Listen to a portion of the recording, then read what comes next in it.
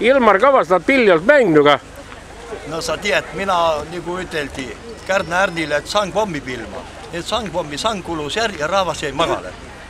Aga ausalt ütelda, no ma sangpommi pilma küll vähe, aga üldkokkuvõttel oli ma parem sportlane kunagi. Olid ajad, olid majad, aga noh, nüüd on aja muutunud ja raja rohtunud, mitte rohtunud, aga ütelda Särakuiven haina palja sõidi.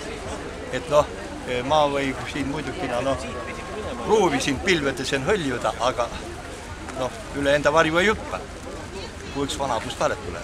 No aga kumb on lõbusab, kas mängi pilli või teete sporti? Vai ulli. Mõlempid pead pääs. Noh, päike õhk vesi, sõbrad kolmekesi.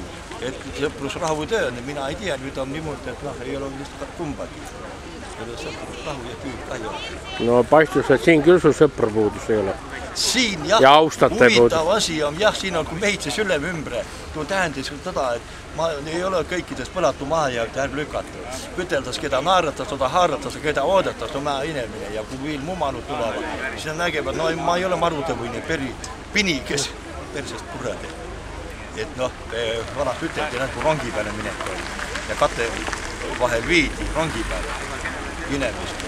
Tuul alati rong täuses mahub näed. Ja siis oli kats miisputsema kinni ja siis nende nurga taga lööbis ma suu seibiga kokku ja küsiti, et mis tal mehel viga on. Ta on marutud, lõpuks osakonda viimi, et ta oleks marru, võib-olla kurre kedagi. Ja siis on niimoodi, et siis on ruumi minna rongi peale.